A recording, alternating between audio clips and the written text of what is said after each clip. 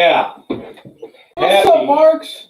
Happy Friday for us in the United States. It is a long weekend. This is a Memorial Day weekend here in the United States. And tonight we are doing episode 176 of the F and Marks podcast. I'm Jay. And I am the brainless one.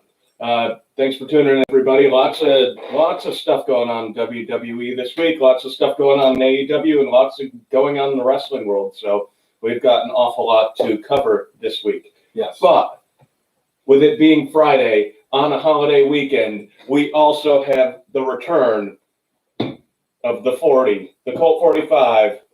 Yeah. So it's been a little while since we've been able to crack open these suckers. So if you got anything going on, join us. Have 40 with us and Billy D.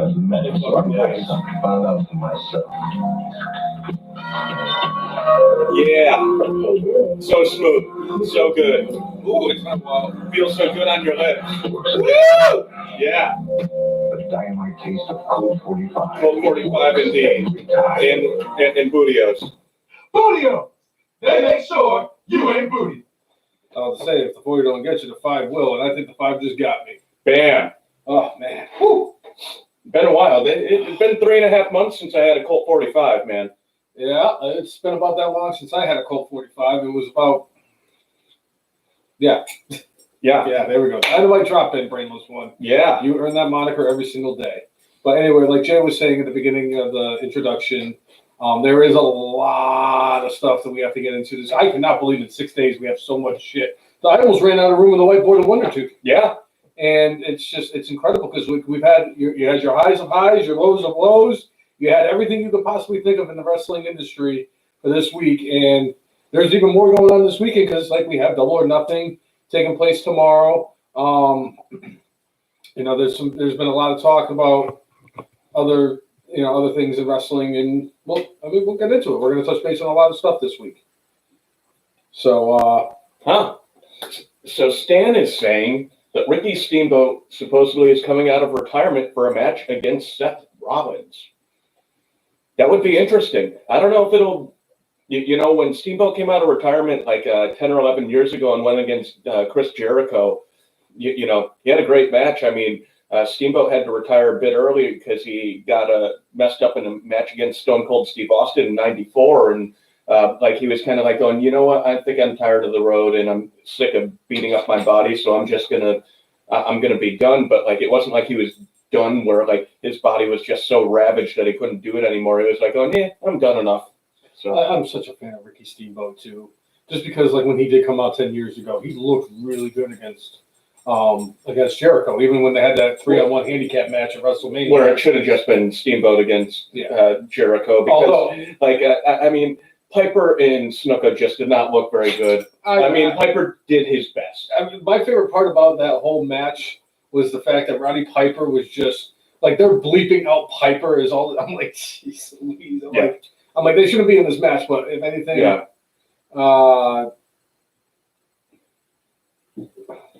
who's the two-time SmackDown, two-time WWE champion? Will revealed on SmackDown tonight, I guess. All right, are they doing the Hacker tonight? It's possible they could be doing the Hacker. I can't believe we might actually get the freaking Hacker. It's a good thing we're doing this tonight because I don't think we would have had room on the board for the Hacker. No, not at all. But I'm curious. I mean, a lot of people are hoping that it's CM Punk because he's been kind of trolling on people, and he even came out on Twitter earlier this week and said, "Hey, I think I am the Hacker," and I'm like, "Oh, okay, yeah, interesting." I don't think it's going to be him. He said, "I don't know. I heard about it in the news." All right, well, we will find out. You know what? Wrestling, if nothing else, is always interesting. I mean, so much this week between the dark side of the ring. Ric Flair signed a new WWE contract. Sting supposedly contract up. Seth Rollins responded to James E. Cornette finally. Double or Nothing. Dark side of the ring. Yeah. There's a lot. One thing that we do want to touch base on really quick, and it isn't the first time and nor will it be the last time, but we would like to pay homage here and a little bit of respect to a fallen wrestler. Former member of Mustafa Ali, WWE champion. Okay, interesting. We'll get into the hacker after. Former WWE superstar Shad Gaspard, who was best known for his time in Crime Time with him and JTG, passed away earlier this week at the age of 39. He was out at the beach in California, and him and his son were taken in by a riptide, and the lifeguards came out to save him, and his final words were, "Save my son." They were able to pull his son out of the water, and then a giant wave crashed on top of him, and that was the last they saw of Shad Gaspard until they found his body. I believe it was either Tuesday or Wednesday. A lot of the thing with Shad and JTG, it was one of those things where I think there was an awful lot of untapped potential there. He and JTG were not the greatest in-ring performers, but the crowd loved them. They were super behind them. I remember, I want to say that they were challenging maybe Miz and Morrison. I forget what pay-per-view it was, but they had them up in the luxury boxes. Yeah. And it was one of the coolest segments ever. Mm-hmm. And I'm just like, yeah, I want to see these guys win the title. And WWE never pulled the trigger on it. Yeah. And it's a shame. I thought both of those guys could have done more. That they're...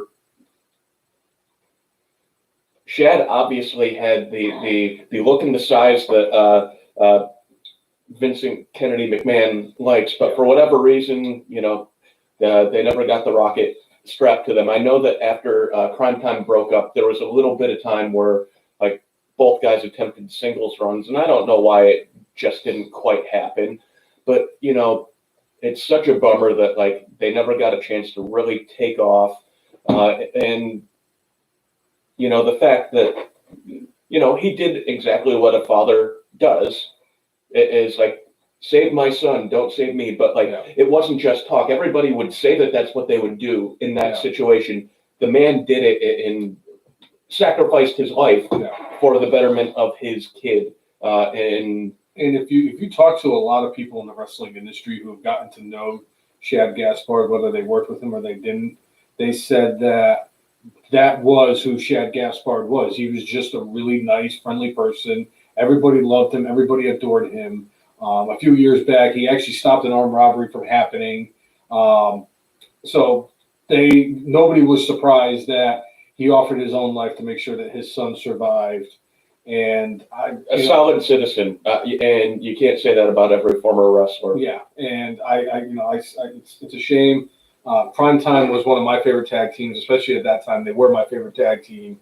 I was just as disappointed in you when they didn't put the tag team titles on them. When they split them up, I was like, this is the dumbest thing WWE has ever done. And then, bless you. Bless you. Damn allergies. Bless you. Yeah. Of course, right in the middle of a freaking thought, too. I wonder why Vince McMahon hates sneezing. Of course, then after that, I was like, oh, well, and then the laundry list of all the dumb things that WWE has done over the years, stupid WWE booking, paid through. And I'm like, I'm not surprised as much anymore. Right. But anyway. It's a shame, and thoughts and prayers go out to Shad Gaspard's family. It's a terrible loss, and I'm glad that people remembered Shad for what he was, which is a tremendous father, husband, and an incredible human being. So, RIP to him. And Chris is chiming in saying that Mark Henry is pushing for him to get the Warrior Award. Oh, yeah, absolutely. I agree with that. Because I think wrestling career-wise, I don't think he had enough to be Hall of Fame worthy. I don't even know if he'd be to the Coco Beware line. I don't think so. But as far as this act, breaking up the robbery, I mean, stuff like that. This is the reason why you came up with the Warrior Award for the Hall of Fame each and every year, is because of situations like this, where you have somebody like Eric LeGrand who wins it, and Connor the Crusher, and it's a shame, and it's a life taken way too soon, And I agree. I think Condolences to his family. Yeah, and basically, yeah. It's terrible. This one kind of hurts a little bit more than most. Mm. Because like I'm not even going to put it into like ranking them and all that stuff. But this one no. I hurts. mean, This it's like hurts. a young dude with a young son. The son now no longer will have his father, but the son is alive because of his father. And the son's going to realize that his father is a hero. So anyway, moving on from that, I mean, I said we pick it up a little bit. Okay. You did say something about some contracts that happened this week in professional wrestling. The first thing that happened was Sting's contract allegedly has expired, and the talk was that they were actually going to come out with another edition of the Mattel, I think it was, action figures. And I forget which line of toy company does the WWE toys, but they put a halt. They put a halt on the production of the Sting action figure, and his contract has since expired with WWE. A lot of people are speculating that Sting is going to be AEW bound. He's going to be Double or Nothing. He's going to be Double or Nothing tomorrow. Wouldn't surprise me in the least bit. It's a shame because we never got the chance or the opportunity to see Sting and The Undertaker at WrestleMania like we should have. Thanks a lot, Seth Rollins. So, hey, if you watch the WWE documentary, even Sting doesn't blame Seth Rollins. Sting more or less said it was years and years of abuse from being a professional wrestler. But you know what? Like, yes. What he's talking about, never seeing Sting versus Undertaker at WrestleMania. Like, I would still want to see that match. And I think the way to make that match where both of them look good would be similar to what they did with AJ Styles and Undertaker this year. Yeah. Agreed. The one thing that would suck, That was a tie. specifically about that though, is we would not get to see their entrances live in arena. Yeah.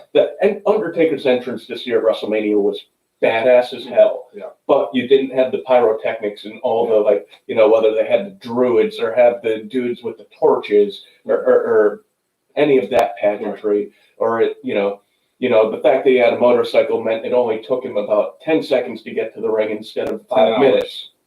So, but I'd still like to see Undertaker versus Sting. I think both of them would still like the match to happen, but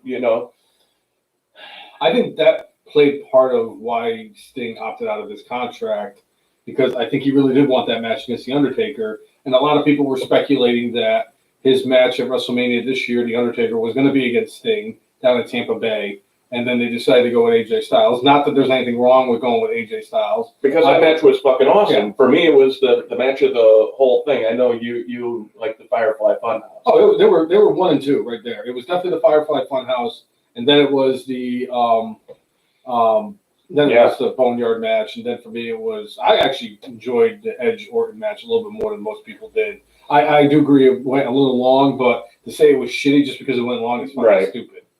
But, if something is 85% good does not mean that because that 15% sucked that it was terrible. Except for, I know for you the end of WrestleMania 17 almost completely ruins it for you. It's still, and I will say to this day, it is the greatest WrestleMania of all time. Because The Rock and Austin still was, that crowd at the end of that, Vince McMahon and Steve Austin joining forces at the end just still freaking almost 20 years later leaves a bad taste in my mouth. You know what doesn't leave a bad taste in my mouth, though? Colt 45? Delicious Colt 45. Yeah. I think a lot of people's fantasy matches, like a dream match type of thing, would be AJ Styles versus Shawn Michaels. And I know a couple of years back they tried getting Styles versus Michaels, and Shawn Michaels was like, "No, I'm retired. And if I'm retired, I'm retired." And then he unretired for a tag match. Again, for a lot of money in Australia. Just like Ted DiBiase says, there's a lot of people out there that have said some things over the years that I'm like, it gets me here, and it's like, yeah, you're right. Nobody more serious and more correct than Ted DiBiase when he said everybody has a price. Trust me. I know. Yeah. I have a price. It's just delicious Colt 45. Yeah. The 40 don't get you the 5. Well, I have to make up for months, okay? I haven't freaking plugged that beverage in a couple of months. I Yeah. haven't drank a 40 on this podcast since February. Ted DiBiase is a GOAT. I love Ted DiBiase. Ted DiBiase is one of those guys that he's not in my Rushmore for wrestling, but he is in my top 10 all time. I love Ted DiBiase. What did Jax the Clown say this time? He was like, I have to send you guys some better beer, some good stout beer. I don't have a problem with stouts. Just don't send a coffee stout. I could forcibly send it down my gullet, but I would not enjoy that. Eric, I'll tell you right now, there's two types of beers I love, porters and stouts. I don't have a personal preference between one or the other. I am a huge fan of dark beers. So I'm going to tell you right now, you send a stout this way, this guy's definitely going to drink it. And it's funny too, because like I was telling people, I'm like, I can't wait because I have a Colt 45 I'm going to be drinking later. And there's guys like, you drink Colt 45? And like, as soon as that is my favorite thing. As soon as I tell somebody, I'm like, yeah, I'm having a Colt 45. And they're like, you're doing what? I'm like, I'm having a Colt 45. They're like, you drink Colt 45? I go, yeah. And they're like, man, you've been in Portsmouth way too long. I'm like, yeah, well, it's part of the gimmick. Yeah. You know, people are always surprised when I either tell them I'm drinking 40s or Colt 45. But, yeah, Chris, and $1 Million Man talking about everybody at the price. It looks like his family's in the middle of the muck as far as like a lot of dirty money is on their hands right now, and it's really disappointing because it looked like Ted DiBiase, like, you know, when he got injured and his in-ring career ended, you know, he became a man of the cloth and seemed legitimately like 100%. You know, committed to that life, and you know, nobody who is committed to that life is flawless, but you would imagine after all he's been through, even after the gimmick he has, you know, for being the $1 Million Man, that he would stay away from this stuff. And nothing's proven conclusively, but it looks really bad that Ted DiBiase and his family were on the take for something they shouldn't have been taking in the tunes of millions of dollars. Millions of dollars, millions of dollars. Rip Shad Gaspard. no, that was. I'm sorry, that was Primetime Titus. Players. Yeah, Primetime Players. Making moves, making $1 million. What's up, Jeff? How you doing, man? We're doing all right. We're drinking 40s and we're talking professional wrestling, man.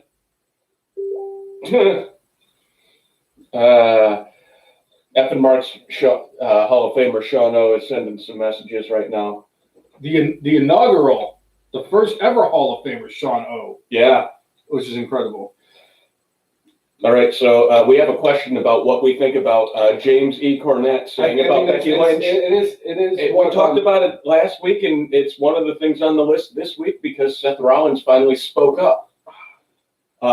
So in case you don't know what had happened, James E. Cornette said after last week's announcement from Becky Lynch About being pregnant. where she announced that she was pregnant and relinquished the title and left $1 million contract, $1 million a year contract on the table to have this child. James E. Cornette said that I cannot believe that she risked her career to have this child. And if I were her, basically, from what I gathered, now I know that him and I have differing mindsets when it comes to certain things, but to me, it sounded like she should have had an abortion instead of continuing on with this pregnancy and had the kid. And Becky decided that she wanted to have the kid. And James E. Cornette took offense to that and said that she shouldn't have because you're the highest paid woman. You are the biggest star in the women's division, in the biggest company in the world in professional wrestling, that you should worry about your career not becoming a mother. So Seth Rollins, a couple days ago, came out and said, I cannot believe that James E. Cornette said what he said. James E. Cornette has been in the wrestling industry for a very long time, and it is a man who I have respected because of worked with and respected for what he has meant to the wrestling organization or the wrestling world. And he said he lost a lot of respect for James E. Cornette, and that James E. Cornette should be ashamed of himself and keep his nose out of other people's business. I mean, if I were Rollins, I'd tell James E. Cornette to Pound fuck sand. off. Pound sand. I mean, like, I'm sorry. Don't give advice to people who, like, they have their own goals in life. I'm sure, guess what? I'm guessing one of Becky Lynch's goals in life Just become a mother. was to become a mother. And Seth actually And mentioned what's that. more fucking important, being a mother or making $1 million this year? Who gives a fuck about the money? Guess what? She's been making $1 million for the last couple of years, and guess what? It's not like WWE is not going to pay her. She's going to get paid, and her contract's probably just going to get extended because of this. Okay, whatever. Like it's so fucking stupid of him to say this and act like this. Like, and Seth Rollins kind of came out and said in his statement, like, Becky is 33, not 30, like Cornette said. And once you get beyond 35, there are heightened complications that could happen with pregnancy. So, yeah, her window is not as large as James E. Cornette was talking about. And again, what the fuck does he have to do with anything to do with her fucking uterus? Right. Shut the fuck up, James E. Cornette. It's not like he's the one that signs her paychecks anyway. It is Vincent Kennedy McMahon. And Vincent Kennedy McMahon is thrilled as shit for Becky Lynch. And he's happy, because at the end of the day, it's what's important to your employees. Yeah. And, and especially in the wrestling business, especially in WWE, over the years, we have come to find out that it is still, it's just a wheel. It just keeps moving. It just keeps moving. If somebody gets off of the thing, it's somebody else's opportunity. When Stone Cold Steve Austin, when he was at the top of his game and got injured, you know what? It sucks that happened, but guess what? The Rock and Triple H stepped up. Business for WWE did not go down dramatically because the wheel kept turning. Next guy up. Same thing with like John Cena. They realized that John Cena was getting up there in age, and that John Cena isn't going to continue to be who he says that he's been doing. And yes, John Cena has been very loyal, and he was an incredible talent, and you can't take away what Cena has meant to WWE. But at the same time, they had somebody in the wings in Roman Reigns who could step up to the plate. And especially in WWE, you're always replaceable. Hulk Hogan was replaced. HBK was replaced. Bret Hart was replaced. Steve Austin was replaced. The Rock was replaced, and so forth and so on. So it's not something that they could. They're obviously losing somebody who is as talented as Becky Lynch. Yes, you're gonna feel it. You're gonna feel it but in the locker room and inside the ring. But this gives women in the locker room a chance to have an opportunity that they didn't expect to happen, i.e. Asuka winning the title. And I'm thrilled that Asuka has won I love the title. Asuka. She is still probably my favorite woman wrestler. She might be the most accomplished women's wrestler signed to the WWE right now. Because if you think about this, she's won everything. She's won the Women's Championship for Raw, the Women's Championship for SmackDown. She is the tag team. She was the tag team champions. She won the NXT Women's Championship. For the longest. She has the longest reign until Shayna Baszler, I think. Shayna Baszler did pass her? I think she did. She had an undefeated streak down in NXT. She won the Women's Royal Rumble. She won the inaugural Women's Royal Rumble. She won the Money in the Bank. This is a perfect opportunity for Asuka. As much as I was like, I think this is going to be Shayna Baszler's time, I'm glad they gave it to Asuka. So we'll see what happens from that. But James E. Cornette, please shut the hell up. All right, we got a question on Twitter about what the heck went on with Stephanie McMahon and Macho Man Randy Savage. I mean, the Dark Side of the Ring Season 3, baby. Woo! Yeah, I think that would be a really interesting thing to look at, because when they came out with that Macho Man documentary a few years ago, after they finally put him in the Hall of Fame after he died, they vaguely alluded to it, but did not discuss it specifically.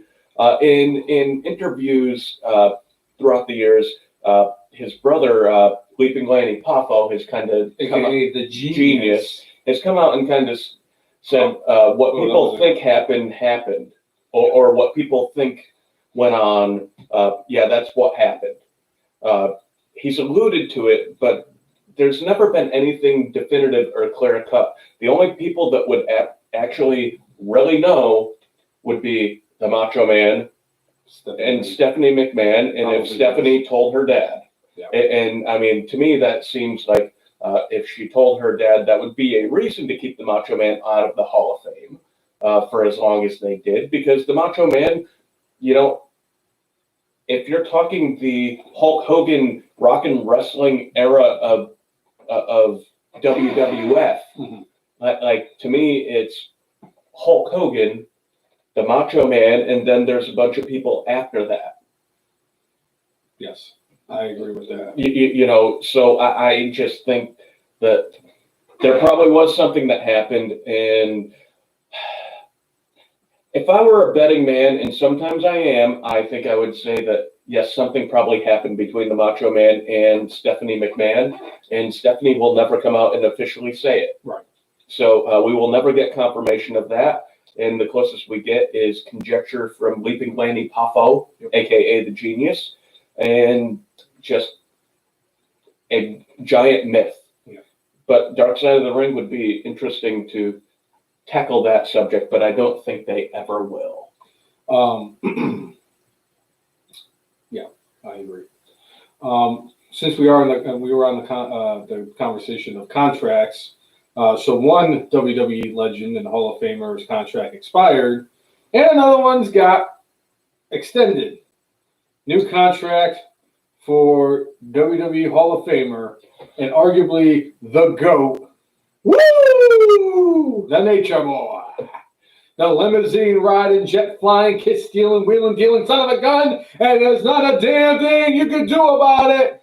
Woo! Ric Flair, baby. Yeah. That's actually a really compelling one with the hacker, is that it could be Lars Sullivan. Who knows? I know that part of the gimmick they wanted to go with him was he was the smart monster.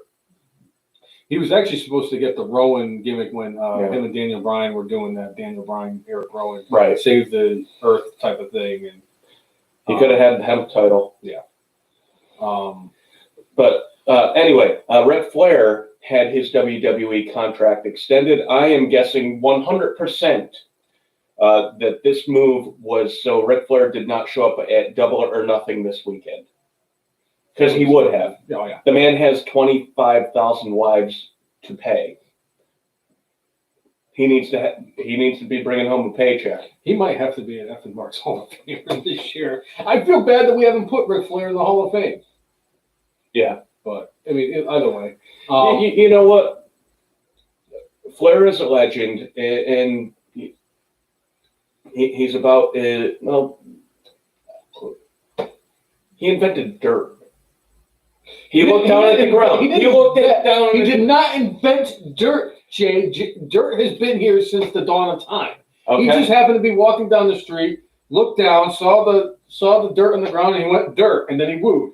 It was probably the first two words ever said in the history of this planet. Yeah. Dirt. Woo! And then got into a plane crash.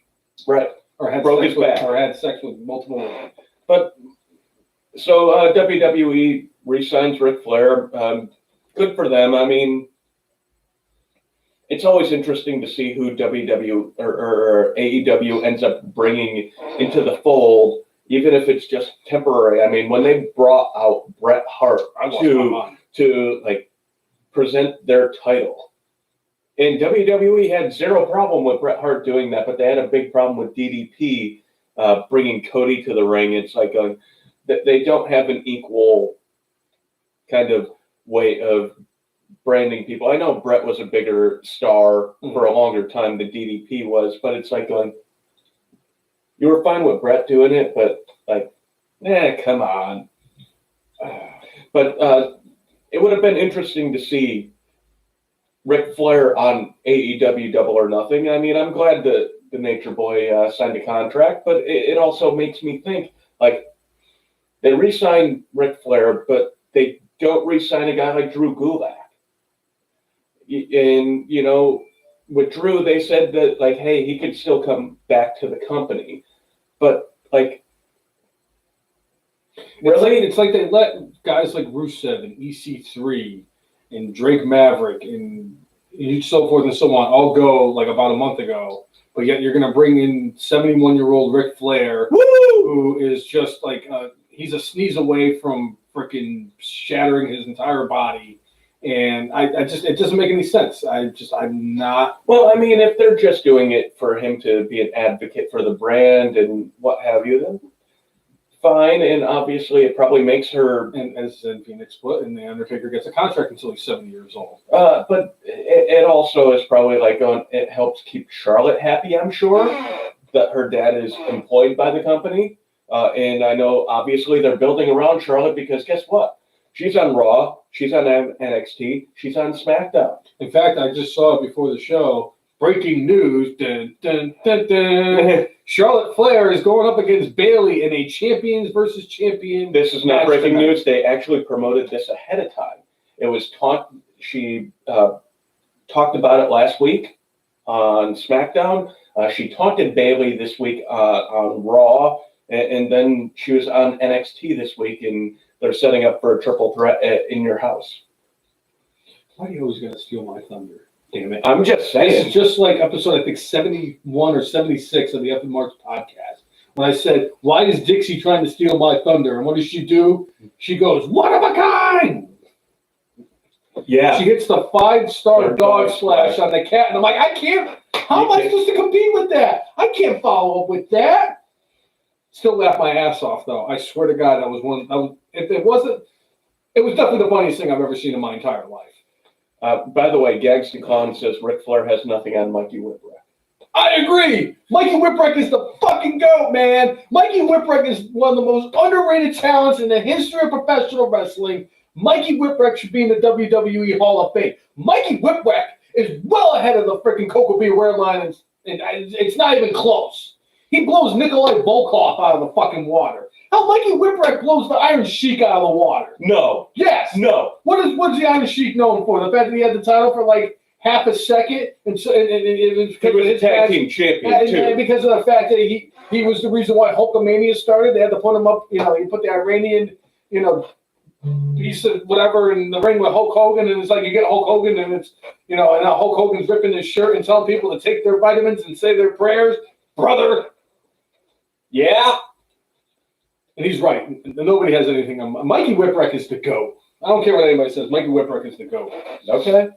Mikey Whipwreck is the greatest ECW performer of all time. Even better than Dudley's? Yes. Even better than Rob Van Dam, the Sandman, Sabu, especially Tommy Dreamer. Tommy Dreamer, one of the most overrated. New Jack. I'm not going to say that. He might kill you. Yes, exactly why I won't say that. Yeah? I might be brainless, but I actually have common sense. All right, he's saying Raven is his top in ECW. He's asking 10 groups of all times in WWE. And I don't know if I could come up with a top 10 off the top of my head. Really think about it. We could think about it and post it. We could. Yeah, we'll post it at some point on the Facebook page. Okay. Make sure though that you like and subscribe to us on all our different social media outlets, whether it's Twitter, whether it's Facebook, Periscope, YouTube. We are at the FNMARKS, the FN Marks. Make sure you subscribe to all of those things, and you'll get to see everything we talk about and everything that happens. Really quick, I could probably do a top 5 really quick. Yeah? My top 5 favorite factions in just WWE we're talking about? Okay, so for me in my top 5, in no particular order, I can just name my top 5. I'm putting the Nation of Domination in my top 5. I'm going to put Degeneration X in my top 5. In fact, I would say DX is number 1. I would go with DX1. I would go with... Let me ask you something about this. Though they never won the heavyweight title, what are your thoughts on the Heenan family? You know how I feel about Bobby Heenan. I know how you feel about King Kong Bundy. And Andre the Giant. And Big John Studd and Rick Rude was in that stable. They were an incredible stable. Perfect. They were an incredible stable for nobody winning the world championship. But I mean, if you think about it, like I mean, The Rock won the title after he left the Nation of Domination. Farouk, who was supposed to get the major push in the Nation of Domination, ended up playing second fiddle to The Rock, although Ron Simmons is an incredible. He's a GOAT. He is. I love Ron Simmons. So for me, it would be D-Generation X. I would put the Nexus in there. I really like the Nexus. I really think that they dropped the ball on that. SummerSlam 2010. I would put the New Day in my top 5 because I love the New Day. They're a fantastic stable. I would go with the Nation of Domination and Are you gonna put the Shield in there? I would have to put the Shield in there. I would have to put the Shield. The Four Horsemen. See, the Four Horsemen, you would have to include WCW, NWA. If that was the case. But if you're talking about like overall, like I mean, it's all the it's different Four Horsemen. organizations, you sit there. It's like NWO, Four Horsemen, D-Generation X. I'm gonna go with the Fabulous Freebirds. Yep. And they're not a faction; they're a fucking family. You go with the Von Erichs, I think. Hey, how about one of the most underrated factions of all time? The Full-Blooded Italians. Yeah. Little Guido, Tony Mamaluke, Big Vito, Tracy Smothers. Oh, God damn it. The Full-Blooded Italians. Right. But, All right, so Chris Brown, DX, Dudley's, Matt and Jeff, Shield, Edge and Christian, top 5. the Big Don, Tommy Rich. Wildfire Tommy Rich. Oh, Lord. No, I don't want to hear. No. Tommy Rich, from what I've heard, enjoys meth. I enjoyed his early 90s run in WCW when he challenged Lex Luger for the U.S. title. It was a good run. And I think he won. Won NWA heavyweight championship at some point before drugs kind of came up and caused him problems. Zen Phoenix, you could say, wow. He doesn't hate the green either. Top 5 intercontinental champ. I really need to think about that one though. Because I mean, off the top of my head, I'm going Miz. I'm going Chris Jericho. I'm going to get Mr. Perfect. Bret Hart. Honky Tonk Man. He had a long reign and people hated him. But I'm trying to, like, there have been people who have had good intercontinental runs. What about the Ultimate Warrior? He became WWF champion after winning the Intercontinental title. He did. You can go with The Rock. You can go with Steve Austin. You can go with Triple H. You can go with Goldust. You could go with, like you said, Randy Savage was another one that popped up. Savage's reign in the 80s, he had it for a year. It started with him taking the foreign object out of his trunks and hitting Chico Santana in the head. And then about a year later, he lost it to another GOAT, Ricky Steamboat, at WrestleMania. Yes. I mean, if you think about it, even Dolph Ziggler should be in that conversation. There's just been a lot of really good kind of champions. It's just to say 5, that's even kind of like, it's kind of disrespectful. Because like even Rick Rude was an incredible Intercontinental champion. It's just, for me, it's the Miz and Chris Jericho are 1 and 2, no questions. Yeah, the all-time leader in reigns, and like the Miz is just fantastic as Intercontinental champion. I mean, it goes. I would say of more recent people, it's Jericho and the Miz. Yeah, all time it's Mr. Perfect for me. Yeah. Do I know the Muffin Man? Is that what that is? Do you know when fans are coming back? Probably not anytime soon. Yeah. Wow. Oh man, that sucks. I honestly, when it comes to the fans, it really does depend on what happens here with the coronavirus. I think this weekend is actually a really big weekend for what is going to be. What's up, Tommy? Is that F and Mark's Hall of Famer, Tommy? It is F and Mark's Hall of Famer, Tommy the GOAT. It really does depend on what happens with the coronavirus. I think this weekend is going to be a really good test to see how many people are actually listening to what the rules and regulations are for your state as to what happens with the coronavirus. Like, are people actually going to listen and keep it to 5 to 10 people in a group or whatever it is. And or people just going to be like there and just going nuts. Like all these restaurants are opening up. A lot of these places are opening up. This weekend's going to be the ultimate test. And what happens over the 2 weeks after that is going to determine whether or not we get fans, not only at wrestling shows, but if we're going to get Major League Baseball to actually happen this year, to see if the NBA and the NHL regular seasons and postseasons continue, if we actually get a college and pro football regular season this year. It really depends on the people in this country and if they're going to use common sense or if they're going to be stupid motherfuckers like I think they're going to be. Right. Yeah. So I guess while we're talking football a little bit, XFL this week, there's news that somebody may buy the XFL. Who is that? Who? Vincent Kennedy McMahon, who supposedly is the man who is declaring bankruptcy and putting everything on a fire sale, is apparently looking to basically gather all the shattered pieces of the league that he took 2 years to build up. Now,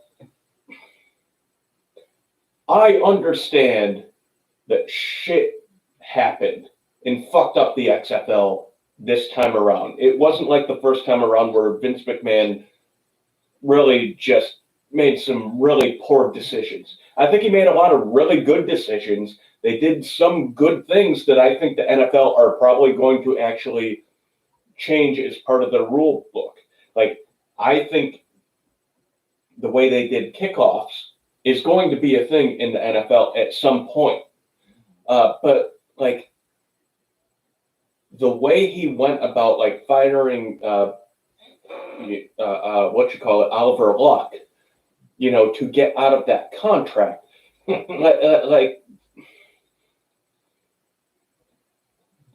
he does not have a lot of credibility now. If he's trying to hire people, how are they going to trust him? How is anybody going to trust Vince McMahon if he tries to start another football league called the XFL? And it's going to be really hard to build that. I don't know. He may try to do it, but I don't think it's going to happen. First, I would like to say about this whole Vince McMahon thing, and then I'm going to answer a question that was asked of me, and I think you're going to get a kick out of this question if you didn't see it. First, I would like to say, and I like to quote my good buddy Big C in this: Vince McMahon just needs to take one in the fucking dome. Somebody needs to put a fucking bullet in this fucking dome, and whether you like what I say or you don't like what I say, or if you agree with me or you don't agree with me, Vince McMahon needs to take one in the fucking dome. I've been going for weeks saying that Vince McMahon needs to catch the coronavirus and just not recover from it and just have him, succumb to it. But secondly, I was asked the question, would I rather take on 10 El Toritos or 1 Kane, and why? And I'm going to explain this to you as best as I can. I'm going to take my chances with 10 El Toritos. Why? Because I think I have more of a fighting chance against 10 fucking midgets dressed up as bulls than I would against the big red monster. Kane! Don't worry, Corey. I'll take you down in NWA trivia. Oh, it's going down, baby. Oh, I love it. I love it. And Corey says Cornette. That fucking piece of shit, James E. Cornette, and what he said to freaking Becky Lynch. Oh, by the way, Greg, that was a hell of a question. I wasn't expecting that one. I love it when people throw that fucking curveball in there for me. But yeah, I'd take my chances with 10 fucking midgets than I would against a 6'10", 300-pound monster. Yeah. I'm just saying, just look at the body of work that Kane has in his career and look at what the fuck El Torito did. I'm taking my chances against 10 El Toritos. All right. You might be in trouble, but hey, you know what? If you prefer death by 1,000 cuts instead of getting hit by a hatchet, so be it, man. Oh, fuck, that would rock me. Yeah. Holy shit. Seth Rollins is... And Corey said that she's a fox. No, he says she's a hoe. She's a hoe? Damn, Corey. The midgets will still win. Sorry, not sorry. Thanks. You know what? They probably will. I mean, I think you'll probably lose either way to 10 midgets or Kane. Question. What if I switch the 10 El Toritos to 10 little beavers? Huh? Huh? Huh? What? Yeah? Yeah. Oh, Corey. So, anyway, we will get back to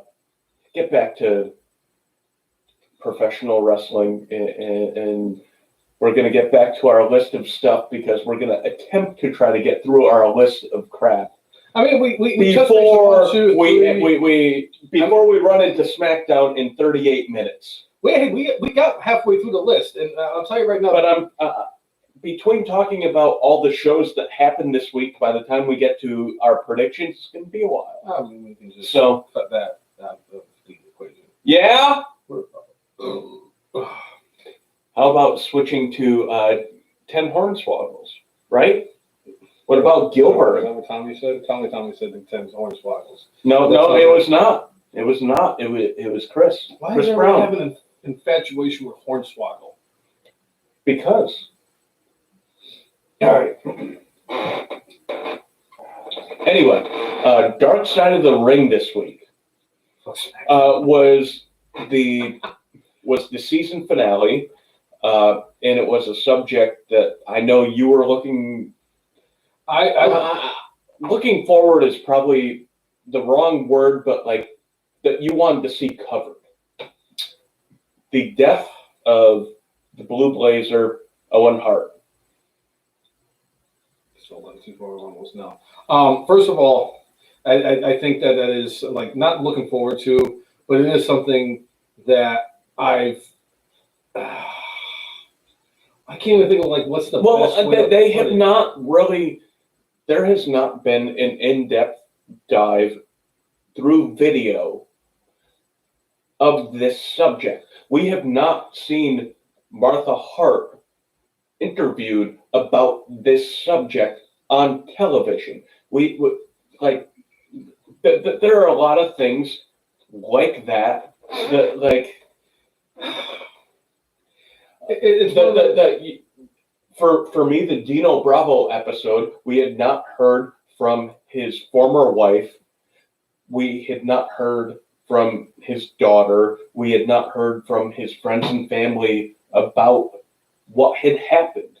And we got that this year for the Dino Bravo one. And we finally got to hear, again, on TV, on video, from Martha Hart and from Owen's kids for the, I think it's first time ever. We got a lot of clarity and a much better picture of what happened almost 21 years ago.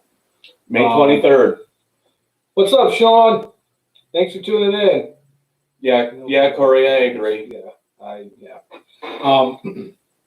there was a lot of questions that were left unanswered after what happened with what happened with Owen 21 years ago. Actually, tomorrow would be just actually the 21-year anniversary of what happened to Owen Hart, and we got a lot more clarity in keep going. with what's going on, with what happened all those years ago. I think one of the biggest things that I took away from this was the fact that we finally saw the police investigation photos from that show, showing like everything from like the view from the catwalk and what the ring looked like, and the fact that there was blood spatter on there. We got a lot more answers, like a better description of what happened with the harness that he was supposed to be using, and what ended up happening. What they ended up using. And I've been waiting a very long time to get answers, and I finally got those answers. And as Corey is saying, Vince McMahon killed Owen Hart. For the longest time, everybody blamed Vince Russo for what happened, and I'll tell you right now, and Corey is actually going to be in agreement with this on me, and I know you're going to be in agreement with me on this. James E. Cornette, there is not a human being on the planet that hates Vince Russo more than James E. Cornette. And this could have been the platform for James E. Cornette to throw Vince Russo under the bus once again. And he could have said, Vince Russo killed Owen Hart.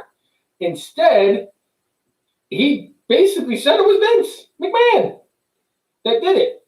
And I think that was the biggest thing that we took away from this, was that for a man who has taken so many L's in 2020, that Vince McMahon looked even worse than he already has this year. Yes, the XFL went bankrupt because he didn't want to pay Oliver Luck the money that he owed him for being the commissioner. He looked really bad after the Chris Benoit Dark Side of the Ring. He looked really bad when WrestleMania had to go to the Performance Center instead of being in Tampa Bay. He looked very bad in the Superfly Snuka Dark Side of the Ring. And it's like, oh, just when you thought it couldn't, it's like after the Snuka one, it's like Vince McMahon couldn't look any worse. And then it was like the Owen Hart one. Here, hold my beer. Agree, Nicole. The police photos were extremely chilling. You see them, like the pictures from up on the catwalk, up above, looking down, and you see the blood spots. And it's like, how did they keep doing the fucking show? Yeah. If you were a performer after that, I know you're sitting there and like going, this is my job. I've been told by my boss to do this. I would like to think I would have the gall to tell my employer, fuck that. I'm not going in there. My friend just died. Yeah. Go fuck yourself. I know that I'm saying this, 21 years, 2020. Yeah. But fuck, man. Like principle versus money. It's like, I think if they would have stopped the pay-per-view, people would not have sued the WWE. Just like, when Vince started doing live SmackDowns and Raws again because he didn't want to break a contract. Mm-hmm. Why didn't he talk to Fox and USA and said, hey, coronavirus going on, are you okay if we do tape shows beyond what our contract says? No, he just said, this is what our contract says. We need to adhere completely to the contract. It took Fox and USA saying, dude, it's okay if you do a tape show, before he finally succumbed and said, like, look, okay, I guess we could do tape shows. I'm not going to feel like I'm violating my contract with them. And it's like, I would not want to have been one of those talents to not only wrestle in that fucking ring, but to, like, when you hit the fucking divot in the fucking ring where your friend died, to not go back into the gorilla position and tell Vince McMahon to go fuck himself for making me go and work after my friend died, and I had to go in the spot where he died to perform. Fuck that. And another thing that really irked me about the whole the whole documentary, just like WWE looks fucking horrible. Like, if they lost fans from the Owen Hart Dark Side of the Ring, I would understand completely, because I was actually one of them. I remember watching it, and the first thing I did after I watched it, I texted Corey, and I said, I just finished watching it, and he goes, what do you think? I said, I'm disgusted. I am 100% disgusted with what I witnessed between Vince McMahon trying to save a couple of seconds and by coming up with a stupid, shitty freaking clasp that he had on his back that malfunctioned and Owen plummeted to his death 80 feet, to fucking the butt fucking beaver, goddamn Kevin Dunn, who basically told Jim Ross and Jerry Lawler on the commentary team, yeah, by the way, Owen is dead, and we're going live in 10. Not that one. Oh my God, I wanted to break the fucking television. I fucking hate Kevin Dunn. I hate Kevin Dunn with a fucking passion. If I could get one of those 2-for-1s, putting one in the dome, I want fucking Kevin Dunn to take the second bullet in the fucking skull.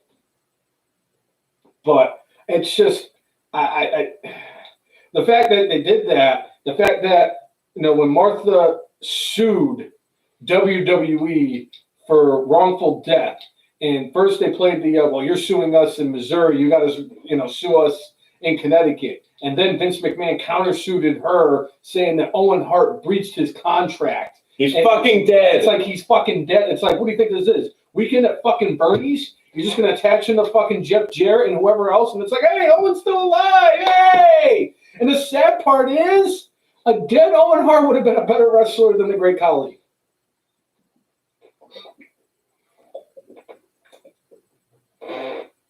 I'm surprised Kenny Omega didn't want to do that.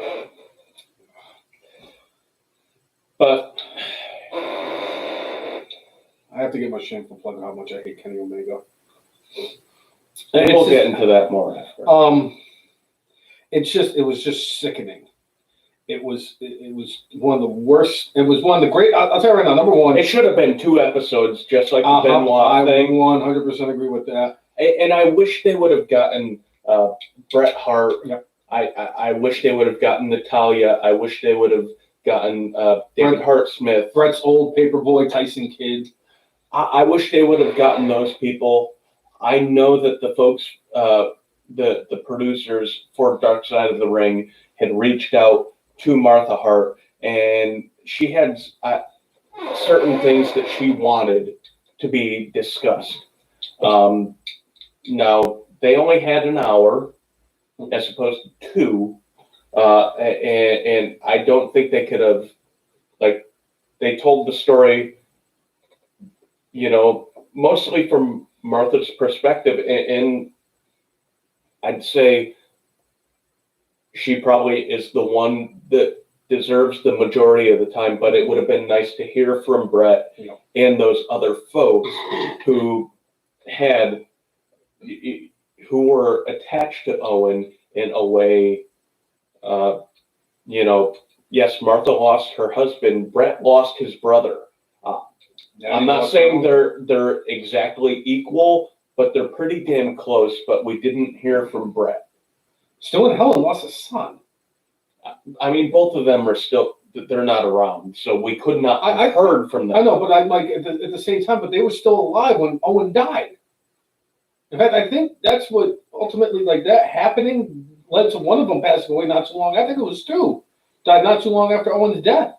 I know that Stu was 137 years old when he died, but still, it's just, as a wrestling fan, that documentary was one of the greatest wrestling documentaries I've ever seen. I thought it told a great story. My only regret that I had was, like you said, I wish it was a little bit longer. They should have did a 2-parter because they told a great story in the beginning, and it felt like the last 5 minutes of the documentary was really rushed. And they tried to get it so they could get it in there in the 45 minutes or 48 minutes, whatever it was, to get it done. That's what she said. Right, thank you. As a mark, I want to go up to Stamford, Connecticut and beat the fucking shit out of Kevin Dunn and Vince McMahon. Because I don't even want to watch wrestling anymore. Because I don't want. Okay, let me rephrase that. I don't want to watch WWE anymore because of Vince McMahon. I almost canceled the network right after watching that, and it's a shame because they're doing the whole Undertaker Last Ride thing, and that's tremendous. I'm thoroughly enjoying it, and it makes the last. By the way, 20 years since the debut of the American Badass, or as F and Mark's Hall of Famer El Jefe would say, Fag Taker.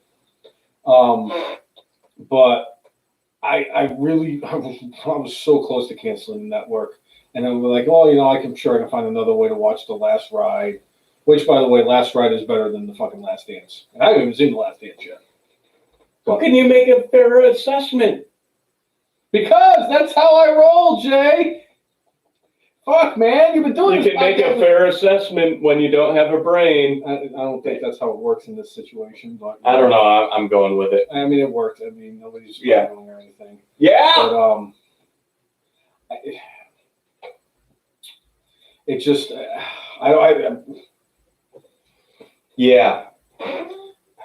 yeah, that's all I got. They're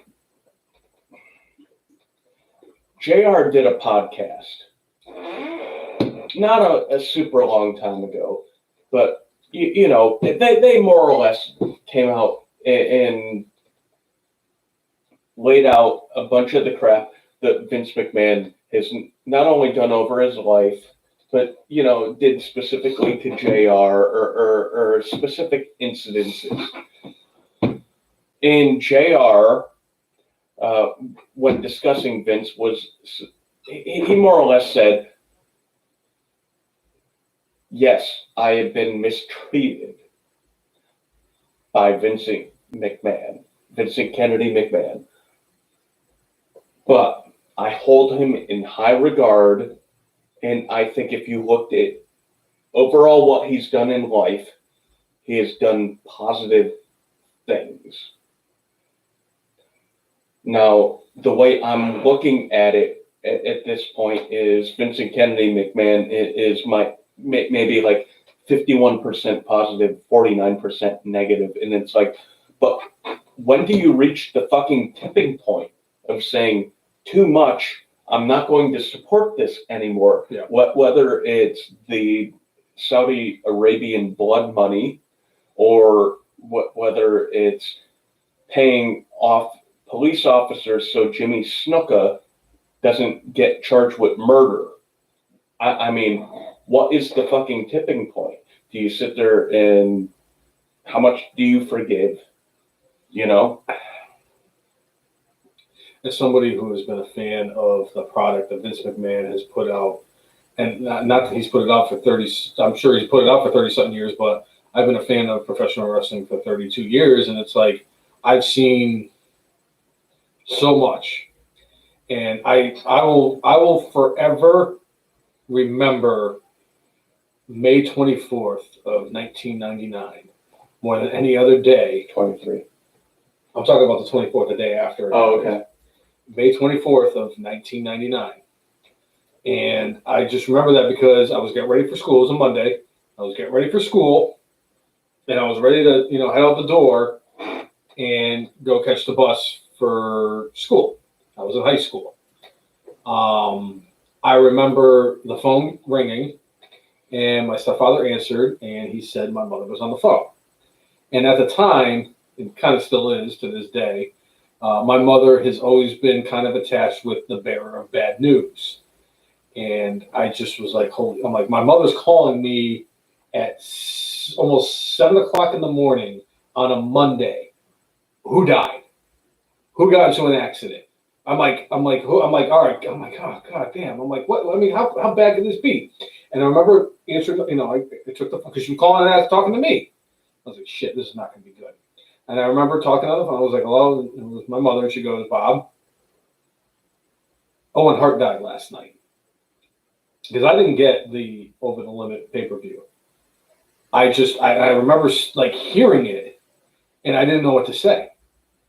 I literally felt like I lost a family member when I found out that Owen had passed away during the show. And she was like, yeah, he was at a wrestling show, and there was an accident, and he died. And I remember getting to the bus stop that morning, and everybody was like, holy shit, did you hear about Owen Hart? And it was a big deal. People who I didn't even know were wrestling fans, people who were not wrestling fans. It was the most talked about thing. It was incredible. And for this day, I will never forget that. And I hold a very special place in my heart, no pun intended, for Owen Hart. To the fact that even when I fire up the network and I watch a lot of his matches and he comes out, I want to start crying when I see him. Because it hit me that hard. It hit me to the magnitude like I felt like I lost a family member. And I will never forget that. And Vince McMahon took that away from us. It is, Jim Ross said during Dark Side of the Ring, we had a top 5 performer in the world, and we couldn't figure out what to do with him. A creative way to keep him on camera outside of the blue blazer. Are are you fucking kidding me? Paraphrasing. Are you fucking kidding me? You have a top 5 talent and you can't figure out how to fucking present them on TV? And I believe it was Tommy who said it, and Chris Jericho said it during the interview. He said, look at all the people that were coming in after what happened to Owen. Eddie Guerrero, Dean Malenko, Edge and Christian, Kurt Angle. Guys that would have... Benoit. I mean, much as I know that that's taboo and a pariah, and the matches. Owen would have had a career renaissance once all those guys came in there. And I remember after he said it, I said, holy shit. I'm like, we could have seen Owen Hart versus Kurt Angle. We could have seen Owen Hart versus Eddie Guerrero. Are you fucking kidding me? We could have seen Owen Hart versus Chris Jericho.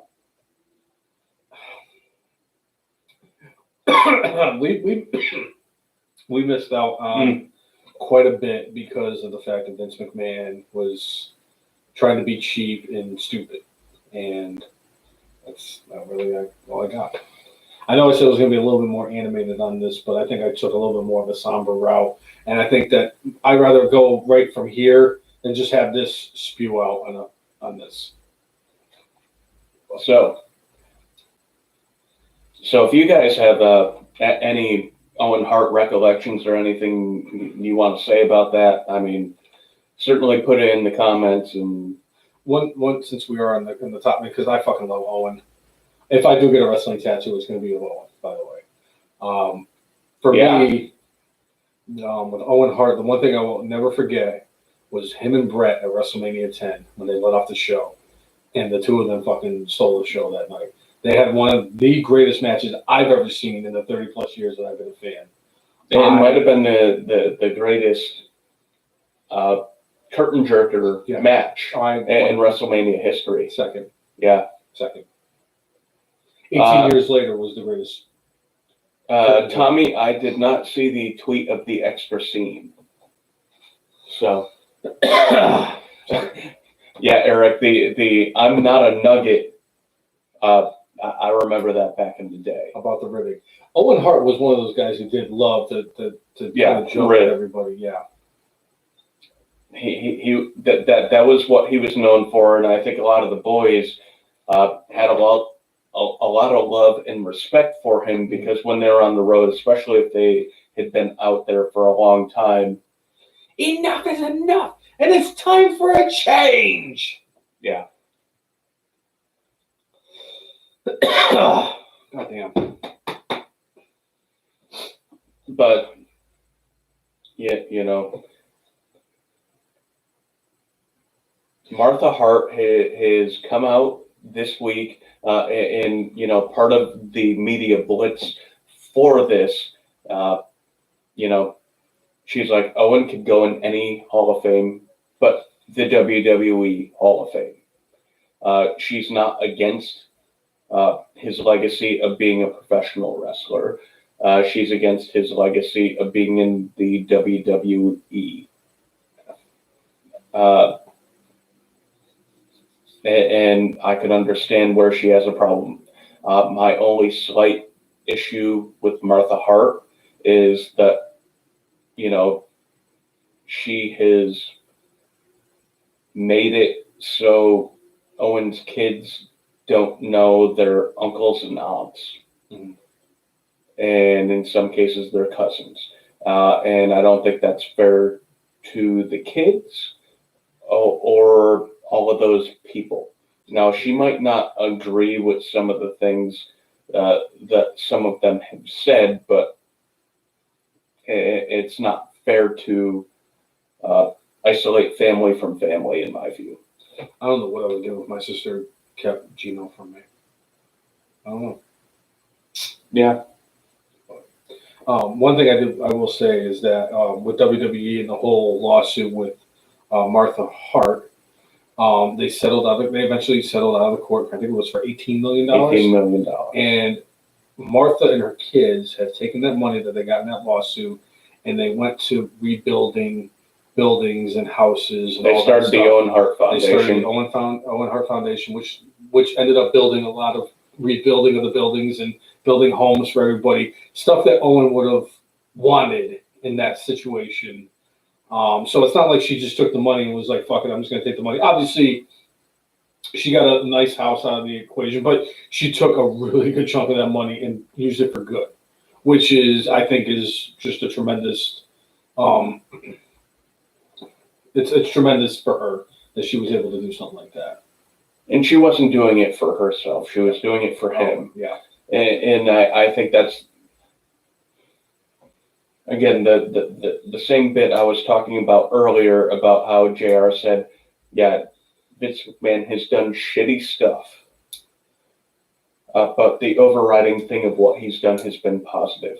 Martha Hart, for what I think is a mistake of, isolating her kids from the rest of their family, is wrong. Overridingly has done positive things with the memory of Owen Hart. And it as much as I know it pains her, and as much as I know that she doesn't want to have anything to do with WWE, and I know that it's not a physical Hall of Fame, but like, if you want your Owen Hart Foundation to get a larger representation in the media, to do more good, she would have to accept a WWE Hall of Fame induction for him. I know she won't ever do that because she believes they killed him. Like, he would be alive today if it wasn't for them. I agree. I agree with her on that. I'm sorry. And that goes back to the thing of like, all right, greater good or principle. And so tough. Like, I'm not in that situation, and I can't make that call. I understand where she's coming from in that situation. I certainly do. Yeah, 100% I do. I don't understand about isolating the kids from the rest of the family, but I could understand where she's coming from, where it's like, fuck WWE for the rest of my life. Well, I think this is a perfect opportunity for this because Nicole is actually watching the podcast, and we can ask her perspective on this whole situation. Nicole, let's just put it out there. Let's say I was a wrestler in WWE, and a horrific accident that, like what happened with Owen Hart, happened to me, and they come up to you and said, "Hey, we want to put your The brainless one. We want to put me in the WWE Hall of Fame." How would you feel about that? Would you be on board with something like that, or would you be kind of like what Martha Hart is doing with Owen and saying you wouldn't want me to be a part of the WWE Hall of Fame? I know that this is like apples to oranges type of situation because she was married to Owen, and Nicole is my girlfriend. But I think this is a hell of a hypothetical question. I think that she would put incredible insight into this.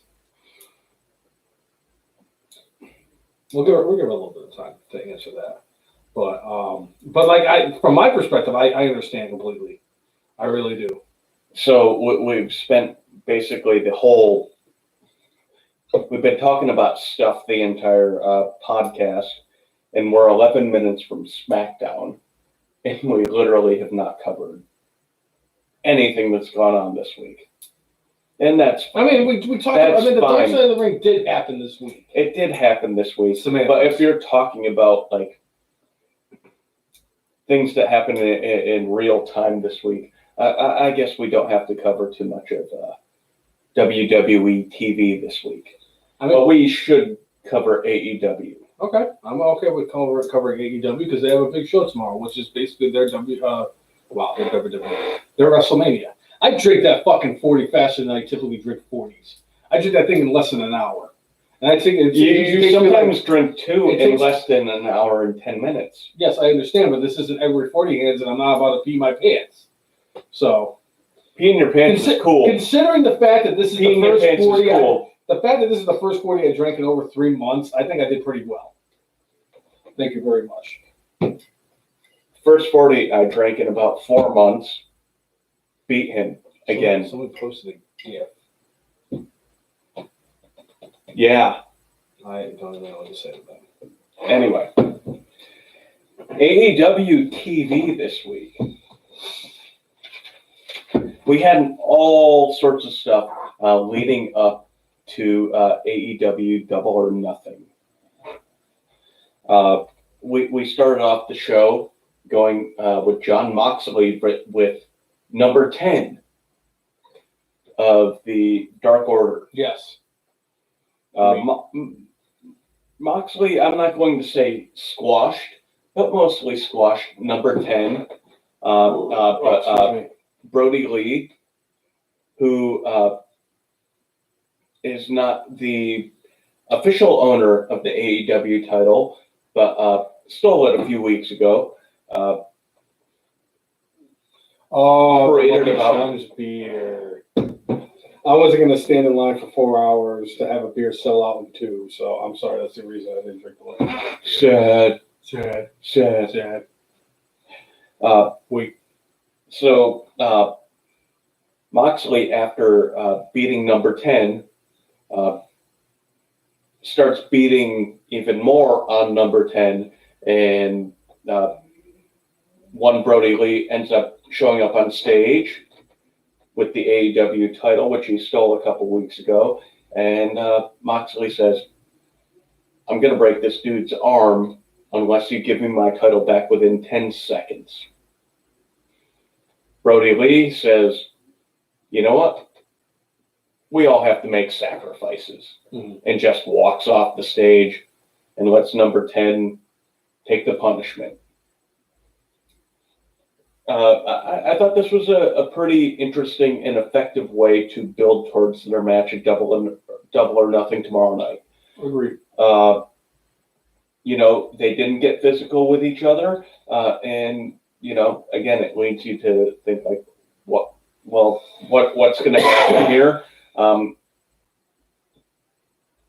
I thought it was a cool segment. I thought it, Moxley on TV, Brody Lee on TV, and Brody saying, "Hey, my minion isn't worth dick." For if you're talking long term, I may lose the battle tonight, but I want to win the war. So yeah. I think it's like you said, it was a good way for them to continue building up towards the storyline for tomorrow. And it's funny too because this isn't the first time that Brody Lee and Jon Moxley fought for a championship, because Brody Lee and Jon Moxley fought for the Intercontinental title in WWE. Just like that. Right. Big C had something about Orange Cassidy. No. Speaking of which, Orange Cassidy won against Ray Phoenix this week on Dynamite, and Orange Cassidy took the L because he took a low blow that the ref did not see. What do you have to say about that? Orange Cassidy equals GOAT. Yeah? Orange Cassidy is the greatest wrestler who wrestles with his hands in his pockets. Don't at me, bro. El Hesse chiming in saying, cool segment, no real build for this match. They talk about rankings, and Brody is getting a title shot without basically beating anybody. Yeah. I agree with that. I know part of this has to do with the coronavirus and it kind of fucking with Brody Lee being there every week and beating the crap out of people, but you gotta make chicken salad out of chicken shit. At least right now. So, all right. Oh, so Nicole finally responded to that. Okay, we'll read into that a little bit. Anyway, yeah.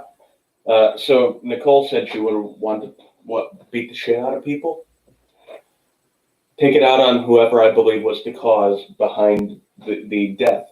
So she is sticking to the Martha Hart feeling behind this. So wow, that's a lot. Thank you. That's what she said. Quite literally, that's what she said. Also, blah, blah, blah, blah, blah, blah. I get it, But now all the information is out there. I think it's time to move past it and let Owen be remembered and honored for what he did, not just his death. I like that. That's a very good answer. Look at that. I like that.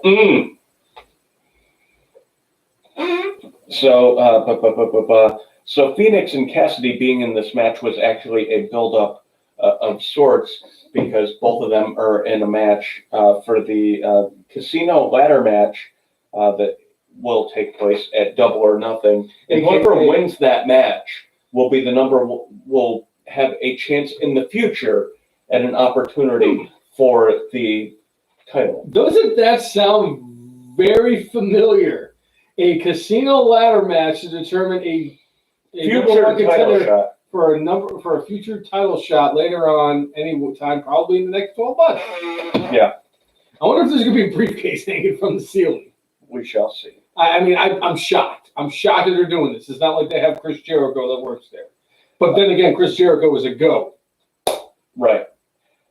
All right. MJF beat Marco Stunt. And another surprising news: the sky is blue and grass is green. They keep building. Has Marco Stunt even won a match? I bet you I could beat Marco Stunt in a match. How about for Total Brainless Annihilation 2? After I plow through 87 Foxy Grandma fucking blow-up dolls, I'll go up against Marco Stunt. That'll be my number 2 victim. All right. And then we'll see how bad Marco Stunt really is. Because I bet you right now, I've never wrestled a match in my life other than some backyard wrestling with my friends and my family members. But I bet you any money I could beat fucking Marco Stunt. I'm taking shits bigger than Marco Stunt. And apparently MJF has too. Because he beat Marco Stunt.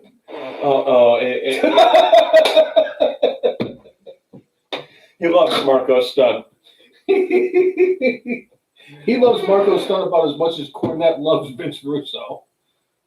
But they got to build MJF up for his match against Jungle Boy. So they put him up in the match against a 13-year-old child? Yeah. That's smart. That's like when Kenny Omega fought the 9-year-old Chinese girl. And then he fights a fucking blow-up doll. That's why I'm fighting the fucking blow-up doll, for Christ's sakes. So I can prove that fucking goddamn Kenny Omega is the, what does that say? The rumors are this dick. This dick. Anyway.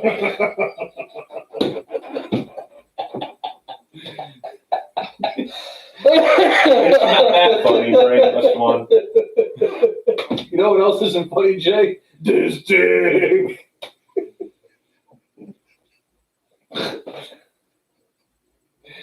So, oh my God, the fucking. So we had Jake the Snake Roberts and Arn Anderson come out, what is it, 1987?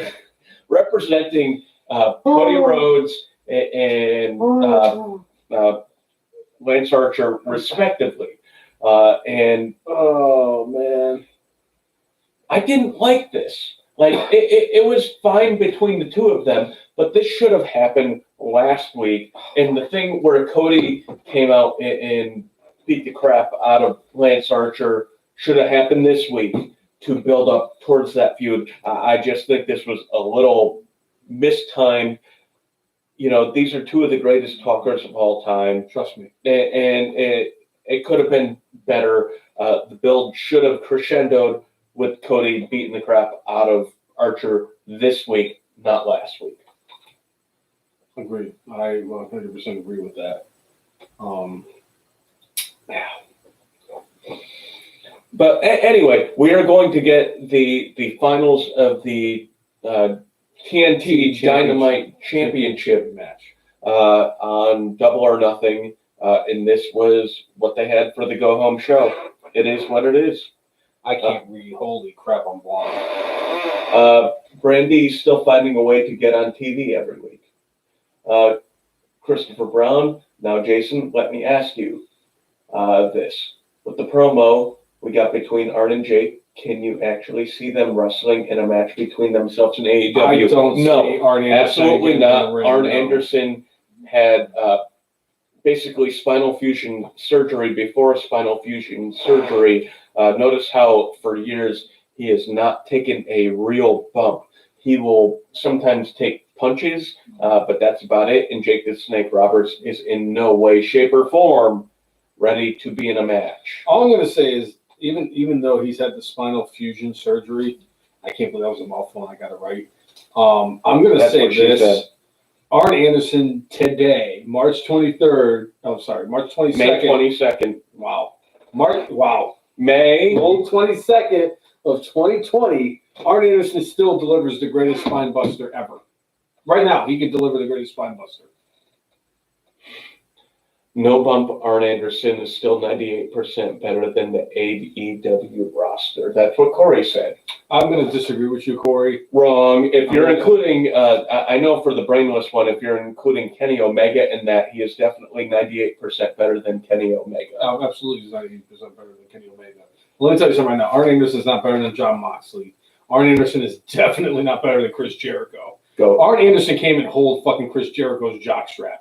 There's not so many people in the wrestling industry that actually can hold Chris Jericho's jockstrap. Because he's the GOAT. Because he is the GOAT of GOATs who have goated more than GOATs have ever goated in the history of GOATdom. Fuck him. Yes. Yeah, Corey agrees yes. with me. That's why he's going to be part of Total Brainless Annihilation.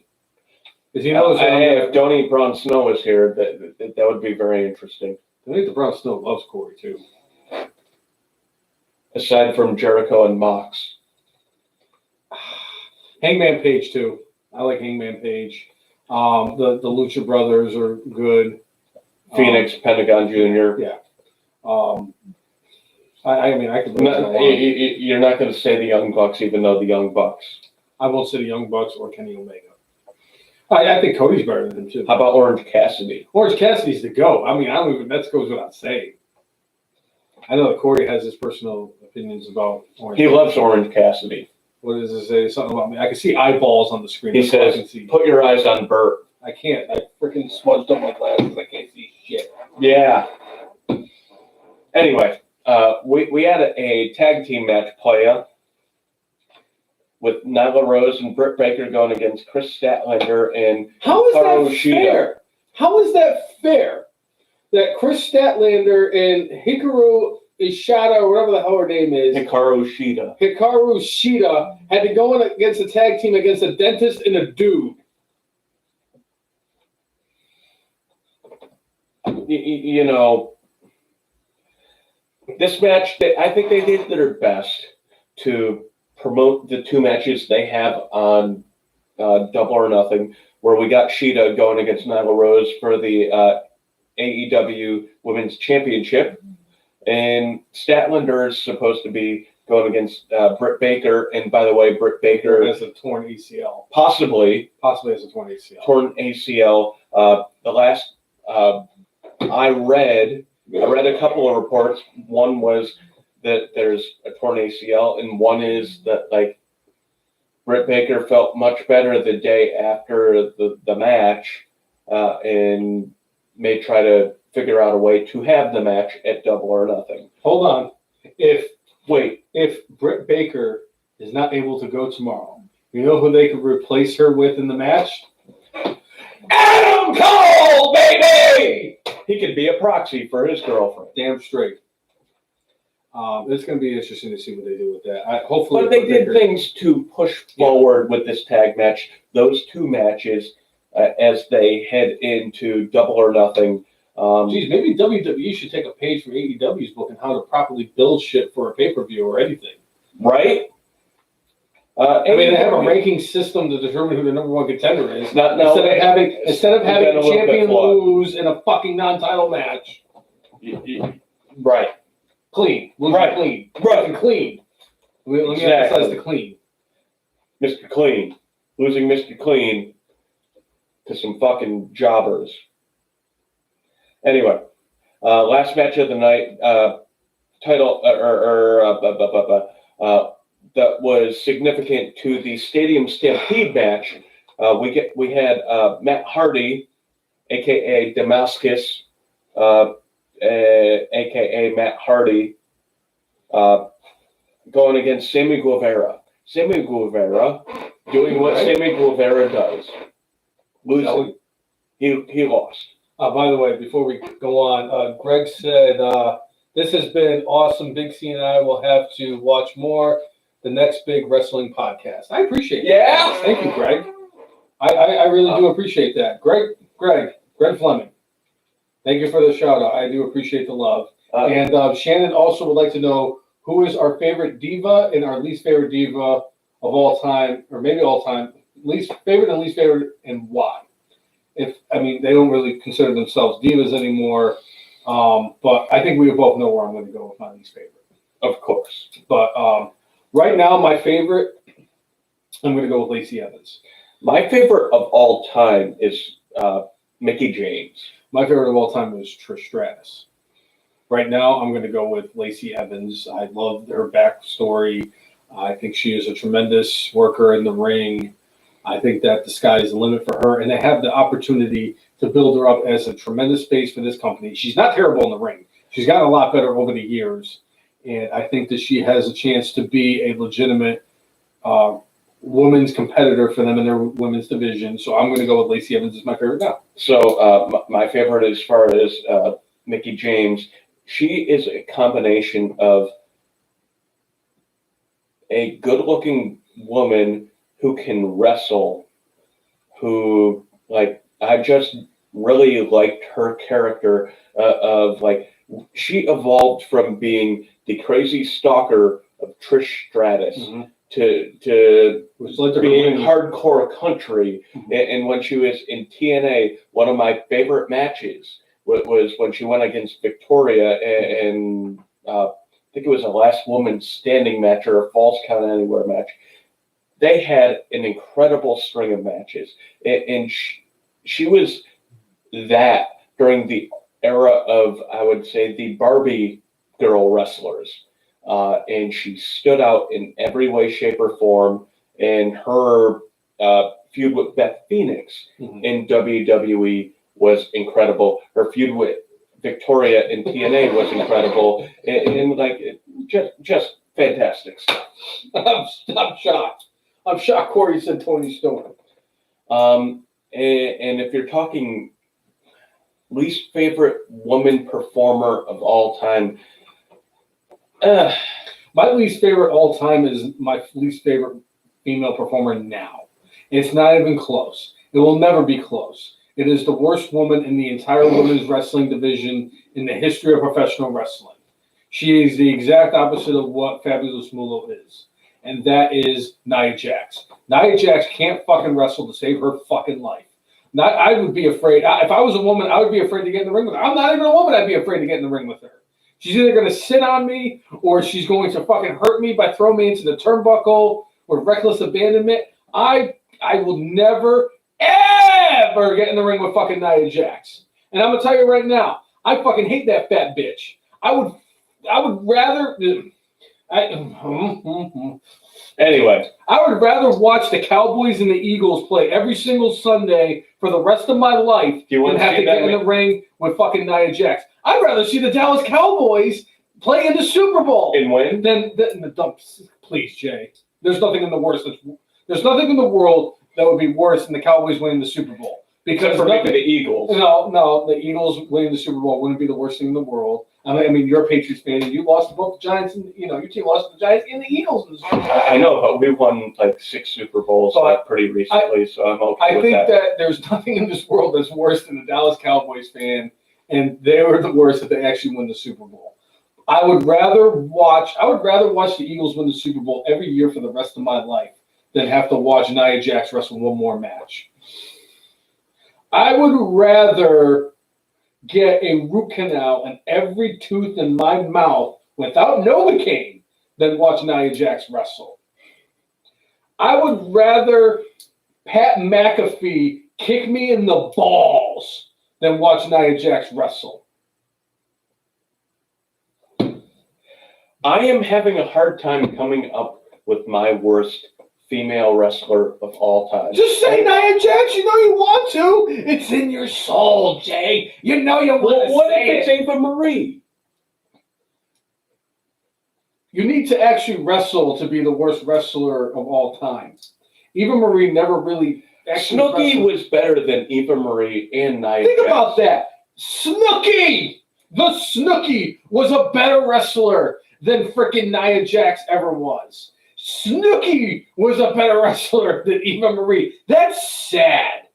The Pride of New Jersey was a better wrestler than Nia Jax. You know what?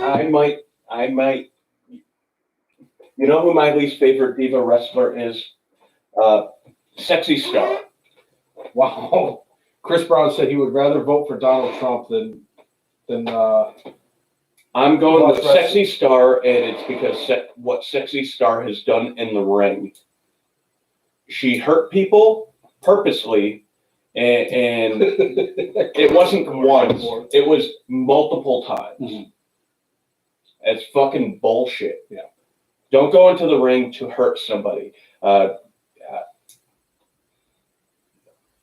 Absolutely no reason for it. And as much as I understand your hatred for Nia Jax, and as much as I do not have a lot of respect for Nia Jax or Eva Marie, I don't think Nia purposely goes into the ring to hurt people. I think she just sucks at her job. Where I think, well, Sexy Star purposely went into the ring to hurt people. And that's fucking bullshit. Well, here's the thing. And that's why I'd say she is the worst. Here's the thing. Nia Jax has been doing it for long enough that if you haven't figured it out after all the years that Nia Jax has been in professional wrestling, whether it's in NXT or in WWE, and you still haven't figured it out and you're still reckless in the ring, you got to find a new position and work.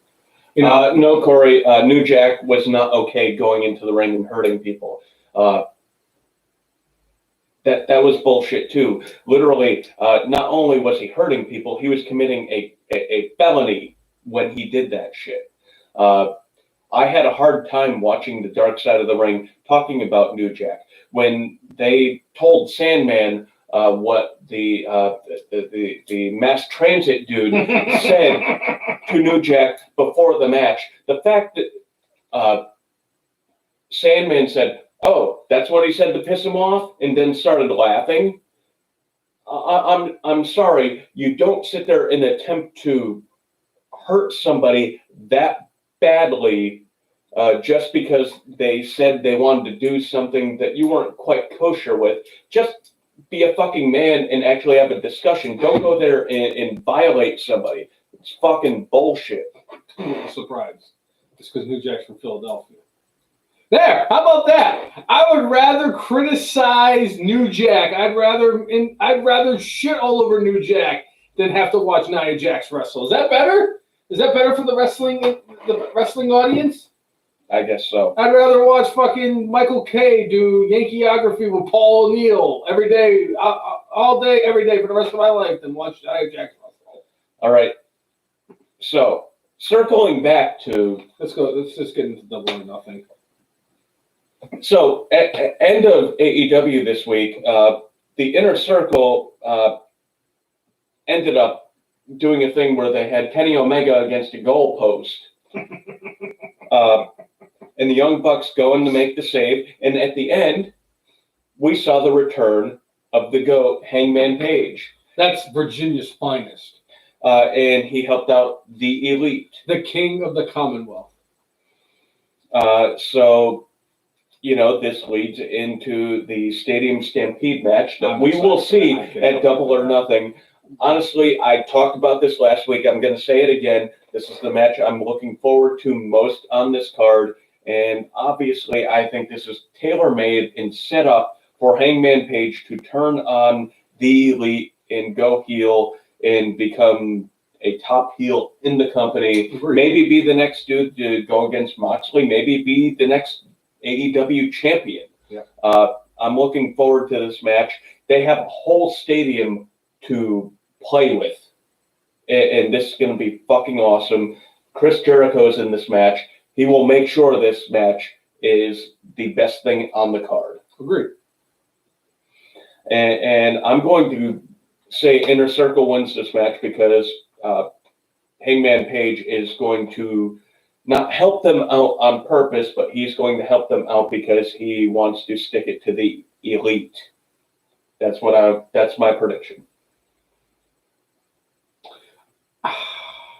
I think I'm gonna have to go with I'm gonna have to go with the Elite on this one. As much as it pains me to say, because a team that consists of Chris Jericho, and it doesn't matter if it's Chris Jericho and four jabronis, or if it's Chris Jericho, a fantastic tag team, Sammy Guevara, who's a very young up and coming star, Who loses all the and time. a big beefy bitch in freaking Jake Hagar. I don't know. I feel like the Elite is going to somehow pull this out because the Young Bucks and Kenny Omega are part of the Elite. So I'm going to go with that. All right. And just a little tidbit here. Matt Jackson, who did have, he was banged up after Dynamite this week.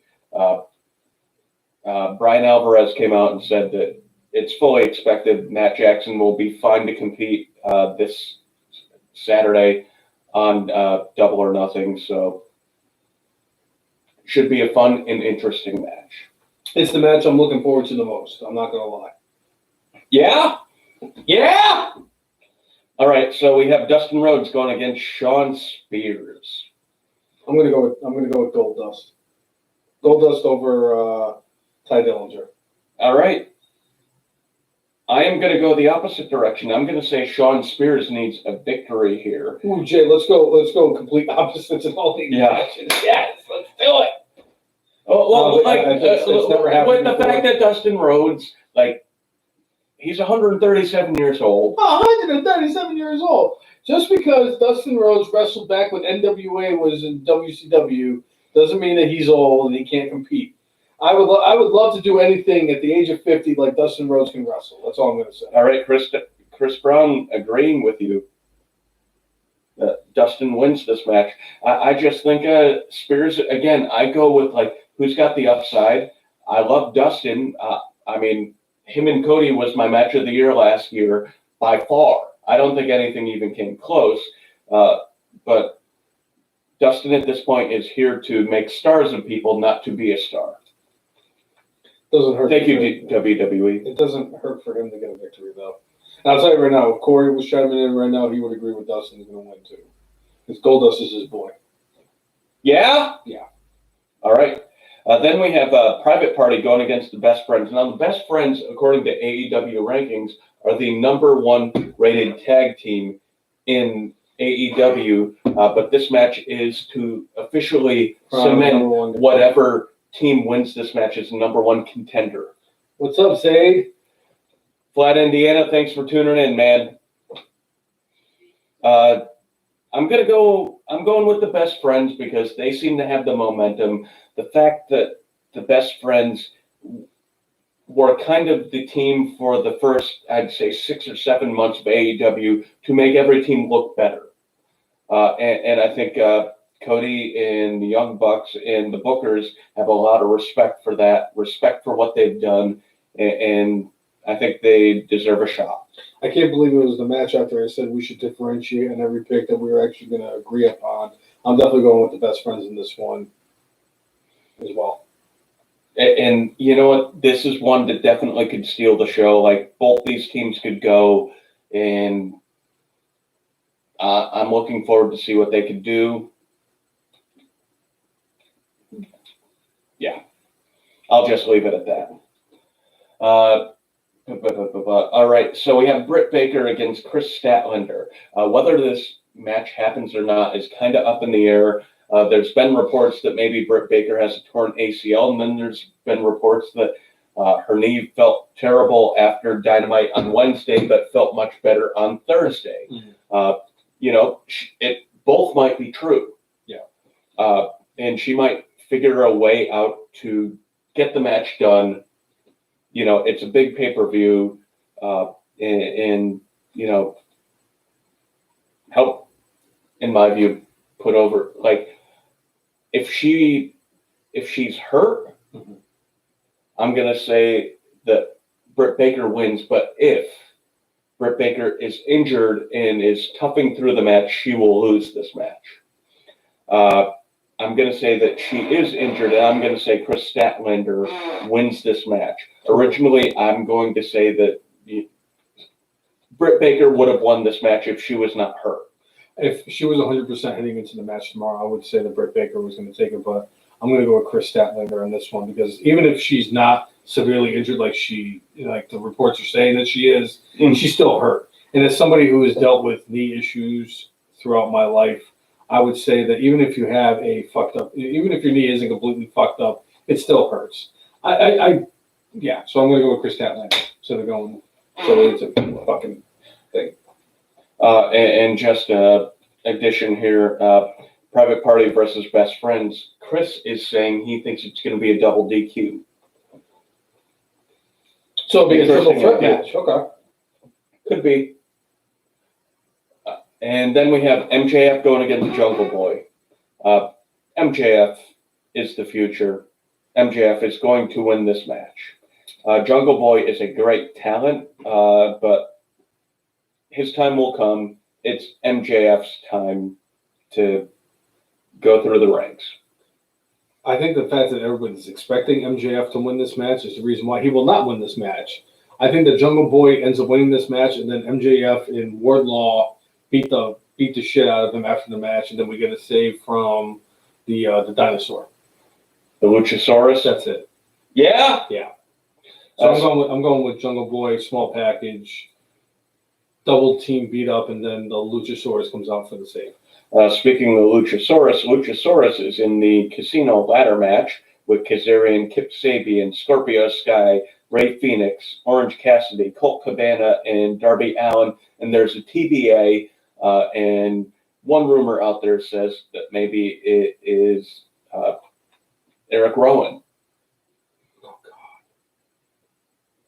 I've heard that EC3 could also be the TBA. I also heard this thing could be the TBA. Who do you think, if you were putting money on it? So who do I think is going to be the TBA? Yeah. EC3. All right. Doesn't mean that's going to change what my opinion is. Who's going to win? Who's going to win? Because my heart, I pointed at my head. My head, my heart, and my gut are three different entities. And the funny thing is that my heart is saying one thing, and my head and my gut are telling me another thing. My heart's telling me it's going to be Orange Cassidy. But my head and my gut are telling me it's going to be somebody completely different. And as a person who is a horse racing aficionado who's been betting for a long time, you go with your gut. And when your gut and your head are on the same page, you go with Scorpio Sky. I'm having a similar issue. Your heart's telling you Scorpio Sky, and your head and gut are telling you something different. Because, I could see a reason why you would have Darby Allin win this match. I love Darby Allin. I could see a reason why you would have, a Ray Phoenix win this match, or a Luchasaurus win this match. But, if I were to pick a top two, I'm going Scorpio Sky and Darby Allin. Mm-hmm. If I was going with my head, I'm going with Darby Allin. If I'm going with my gut, and the man who I fucking loved during the tag team tournament, who came out in his jeans and with one shoe on, I'm going with Scorpio Sky, and I am going to pick Scorpio Sky with the brainless one. Okay. I really like that. As much as because I was like, when I saw Orange Cassidy was in this match, I'm like, oh my God, he's going to fucking win this shit. Then I saw Scorpio Sky was in, I was like, nope, not going to happen. Yeah. I love you, Orange Cassidy, but you're not winning this match. You will end up winning the AEW title, and I'm going to probably mark out more than anything else in the world except for when Sheamus wins the Intercontinental Championship. Yeah. So we have Nyla Rose going against Hikaru Shida for the AEW Women's title. I'm going with Hikaru Shida. Fuck Nyla Rose. She's a dude. Okay. Not actually fuck Nyla Rose, but I can't stand that, whatever that thing is. All right. I'm going with Nyla Rose because I don't think they're going to end this title reign right just yet. I think they're going to wait a little while. I'm not picking Nyla Rose ever, period. I'm sorry. I can't pick a dude to win a women's match. What about Eric Young when he won the women's tag team titles? That's different. That was an actual dude that was actually Eric Young and ODB are both goats. Nyla Rose is a dude that's pretending to be a chick. Yeah? It's worse than Santina. All right. Okay, so we have Cody going against Lance Archer for the TNT Dynamite title. Lance Archer. I agree. As much as I think at some point Cody is going to win this title, they built Archer up to be a thing. He needs to win this match. Otherwise, his credibility is, I'm not going to say completely gone, but is almost completely gone. If WWE was the one that was actually booking this match, I would say Cody Rhodes. But because Vince McMahon is not booking this match, I'm going to go with Chris Archer. Lance. Whatever. Chris, Lance, whatever. All right, and then the AEW Championship match.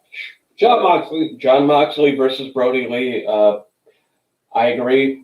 I agree that Moxley is going to leave with the championship, and he might win by like DQ.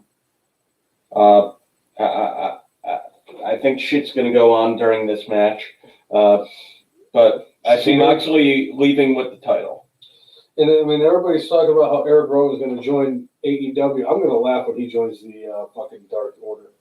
And he has a super wedgie. Yeah, well, that goes without saying. But it's Moxley.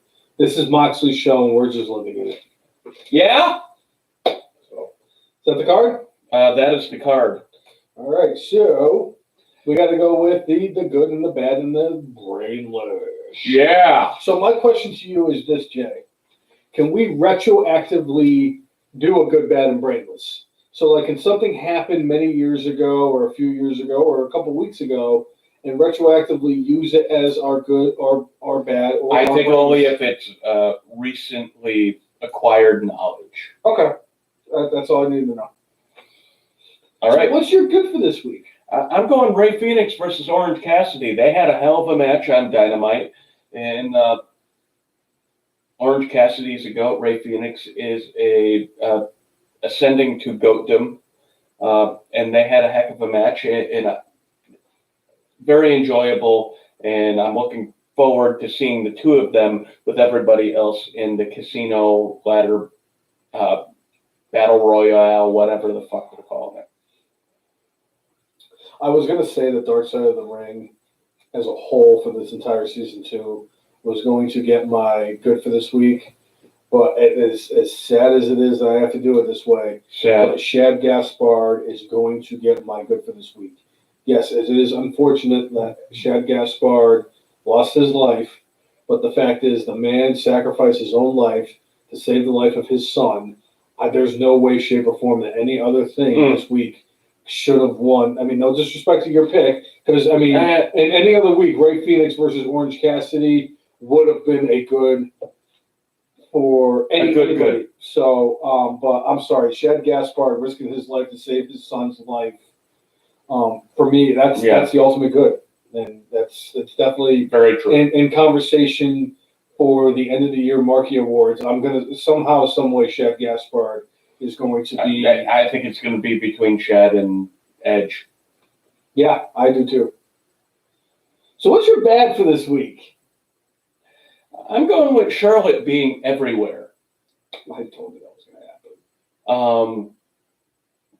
happen. She's a heck of a talent. She has a heck of a name.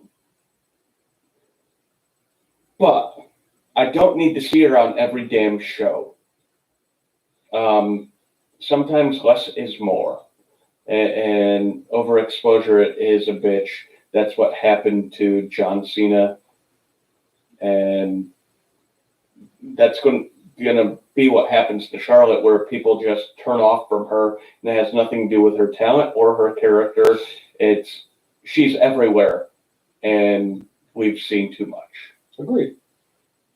That's not my bad for this week, but I agree with that statement.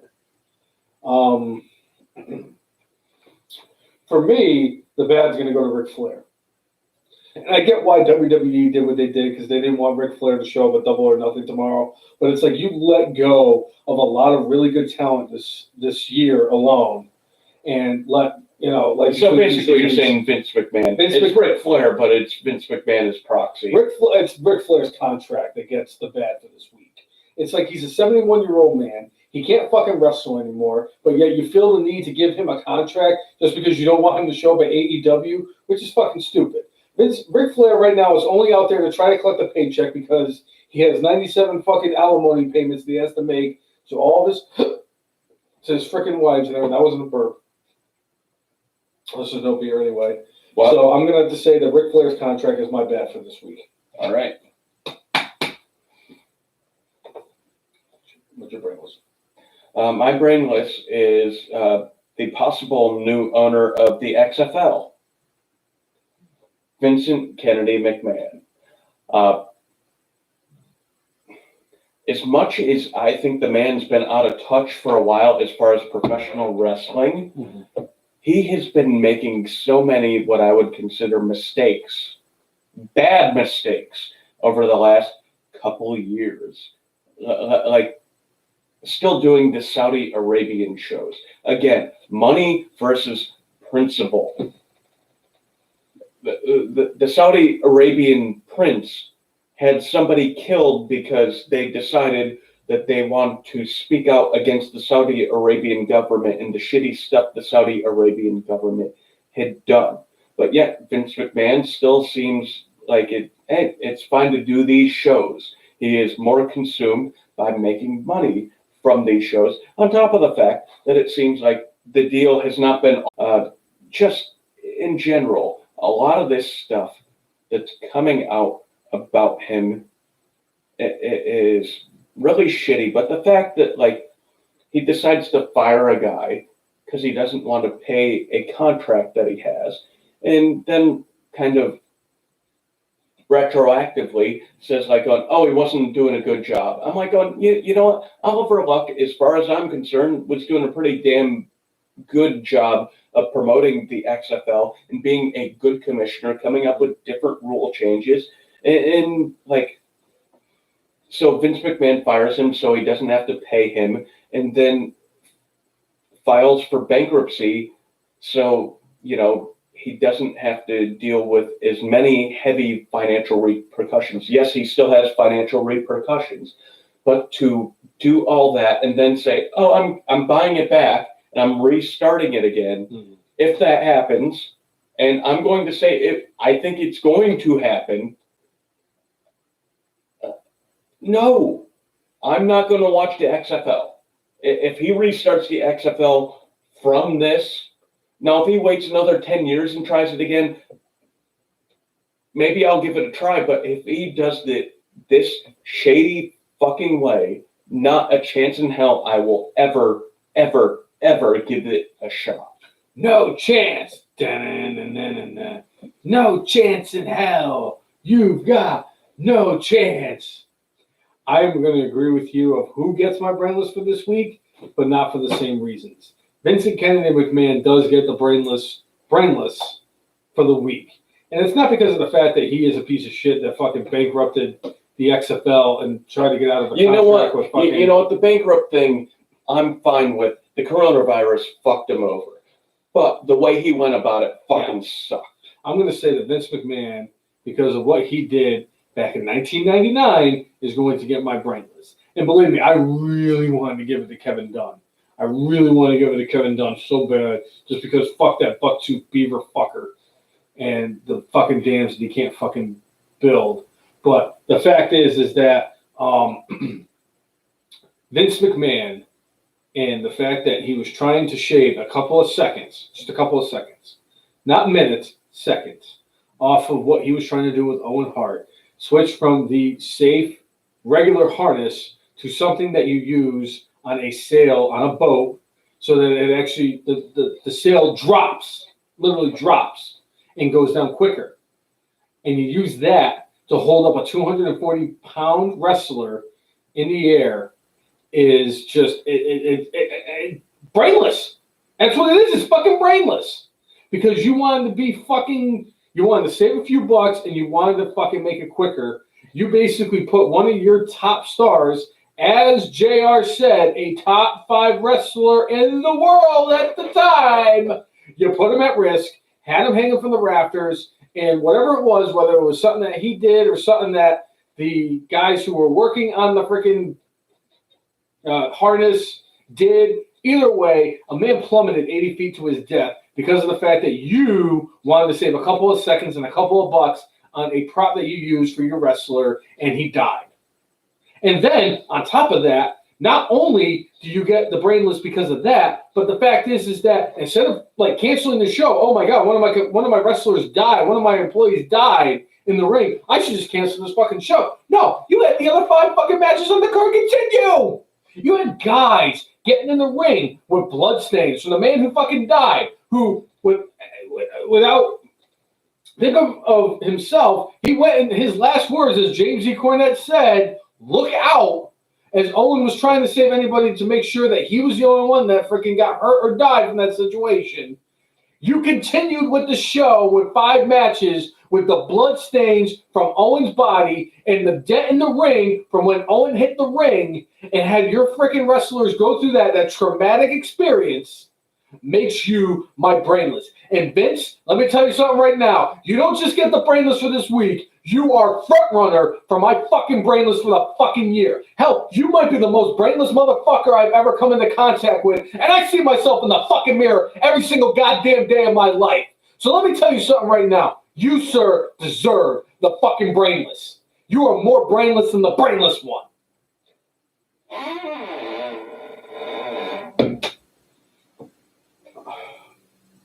Yeah, I think I got my point across. I think that's what we were waiting for the entire podcast. For me to fucking just look out, man.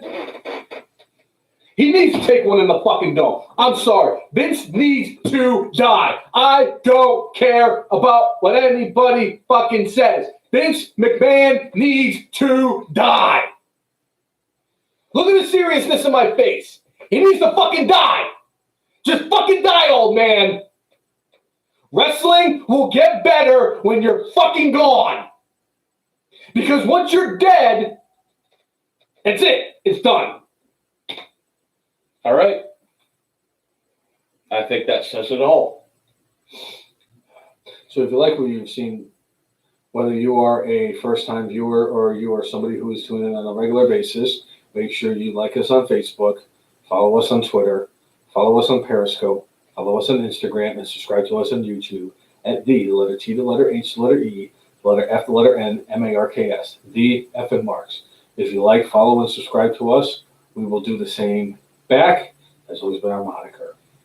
And yeah, my blood pressure is fucking skyrocketed, so I'm trying to. I almost do not want to end the show like this.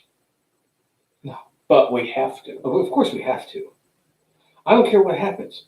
I've decided since day one is H that no matter what I say to end the show or what you say to end this show, that for 176 episodes today, May 2nd of 2020, F and Marks Hall of Famer Kevin Zaxel is still alive in the 2015 Royal Rumble.